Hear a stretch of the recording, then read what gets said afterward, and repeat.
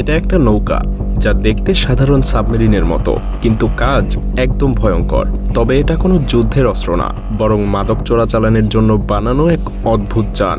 হ্যাঁ, এটাই narco submarine. দক্ষিণ আমেরিকার জঙ্গল থেকে শুরু করে আটলান্টিক মহাসমুদ্র পাড়ি দিয়ে যুক্তরাষ্ট্র কিংবা ইউরোপে পৌঁছানোর জন্য এদেরকে তৈরি করা হয়েছে। গত 10 বছরে 200টারও বেশি সাবমেরিন ধরা পড়েছে।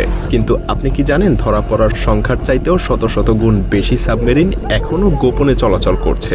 ভাবুন তো, পানির নিচে এক বিশাল সংখ্যক নৌযান চুপিসারে গোপনে তাদের কাজ করে যাচ্ছে, আর কেউ সেটা বুঝতেও পারছে না।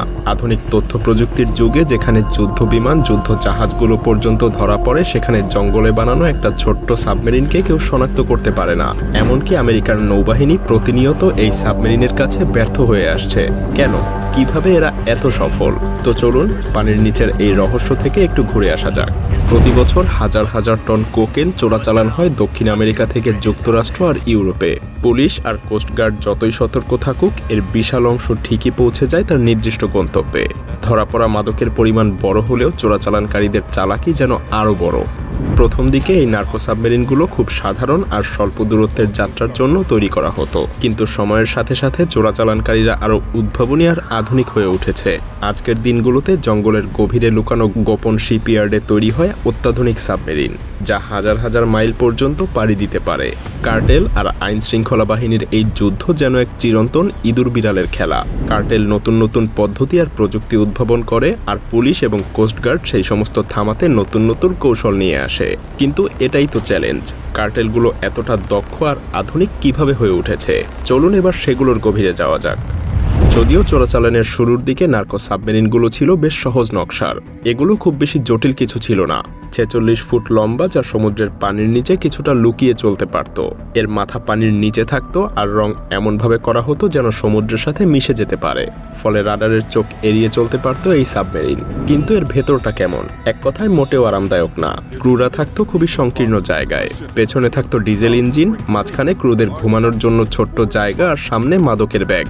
একটা সাবমেরিন প্রায় 7 থেকে 8 টন পর্যন্ত কোকেন বহন করতে পারত। এত ওজন নিয়ে সাবমেরিনটাকে পানির নিচে নামিয়ে রাখা হতো যেন সহজে কেউ দেখতে না পায়। এভাবে সাবমেরিনগুলো দিনরাত সমুদ্র পাড়ি দিত। 5 জন ক্রু মিলে ভয়ঙ্কর উত্তাল সমুদ্রের ভেতর ঘন্টার পর ঘন্টা বসে থাকত। কিন্তু এই যাত্রা থেমে যেত এক মুহূর্তে যদি কোস্টগার্ড তাদেরকে শনাক্ত করতে পারত। মজার ব্যাপার হলো, একবার ধরা পড়লে চোরাচালানকারীরা চেষ্টা করত পুরো সাবমেরিন পানির নিচে ডুবিয়ে দিতে, কিন্তু সবসময় সেটা সম্ভব হতো না। এই সাধারণ নকশাগুলোই একসময় মাদক কার্টেলগুলোকে অনেক বড় বড় সাফল্য এনে দিয়েছিল। তবে এখনকার উন্নত প্রযুক্তির তুলনায় এগুলো যেন এখন পুরনো দিনের স্মৃতি। কার্টেলগুলো যখন বুঝতে পারলো যে সমুদ্র পাড়ি দিতে হলে আরও উন্নত নকশা দরকার, তখন তারা সাবমেরিনগুলোকে আরও বড় এবং শক্তিশালী করে তুলল। এভাবে জন্ম হলো 65 ফুট লম্বা উন্নত নার্কো সাবমেরিনগুলোর। এগুলো শুধু বড়ই না, বরং অনেক বেশি ক্ষমতাশালী, যা পুরো আটলান্টিক মহাসমুদ্র পাড়ি দিতে সক্ষম। কিন্তু এই যাত্রা মোটেও সহজ না। ক্রুদের জন্য এখানে নেই কোনো আরাম। ঘুমানোর বিছানার জায়গায় তাদেরকে প্লাস্টিক ব্যাগ আর শক্ত ফাইবার গ্লাসের মেঝেতে শুতে হয়। শৌচাগারের বদলে ব্যবহার করতে হয় প্লাস্টিক ব্যাগ। খাবার বলতে আছে শুধু এনার্জি বার, চাল আর স্যাডিনের ক্যান। সমুদ্রের উত্তাল ঢেউ, পথ হারানোর ভয় আর কোস্টগার্ডের নজরদারির মধ্যেও এই সাবমেরিনগুলো তাদের লক্ষ্য পূরণের জন্য চলতে থাকে। কিন্তু কখনো কখনো সবকিছু পরিকল্পনা অনুযায়ী হয় না। যেমন একটা ঘটনা বলি, কিছু বছর আগে একটা উন্নত নার্কো সাবমেরিন আটলান্টিক পাড়ি দিতে গিয়ে জ্বালানি ফুরিয়ে ফেলে।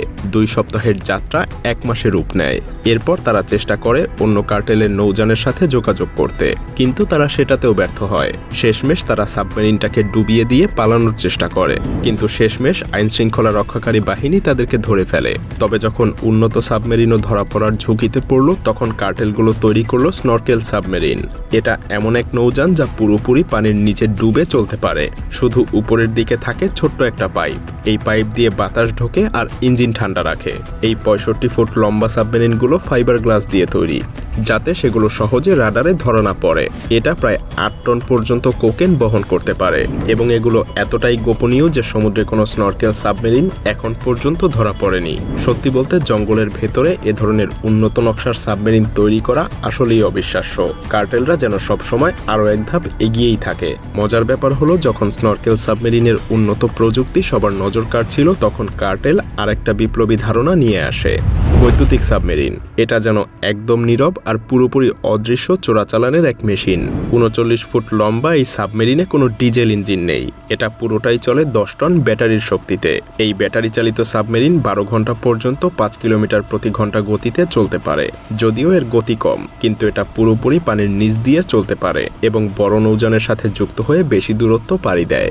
সবচেয়ে চমকপ্রদ ব্যাপার, এই সাবমেরিনের গোপনীয়তা এতটাই নিখুঁত যে সমুদ্রে কখনোই এর দেখা মেলেনি।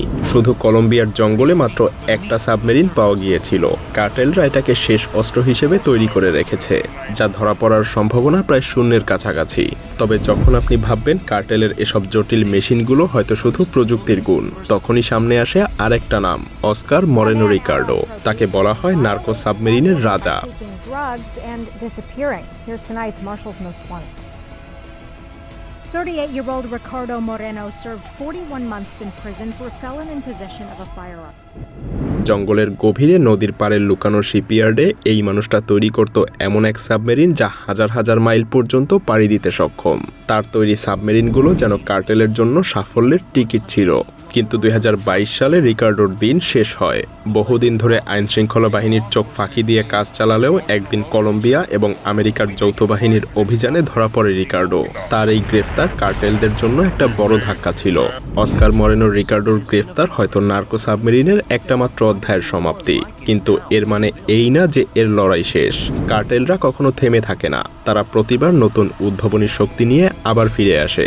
অন্যদিকে পুলিশ আর কোস্টগার্ডও থেমে নেই, তারা নতুন নতুন প্রযুক্তি, উন্নত নজরদারি আর বুদ্ধিমত্তা ব্যবহার করে কার্টেলের এই ছায়াযুদ্ধ থামানোর চেষ্টা চালিয়ে যাচ্ছে।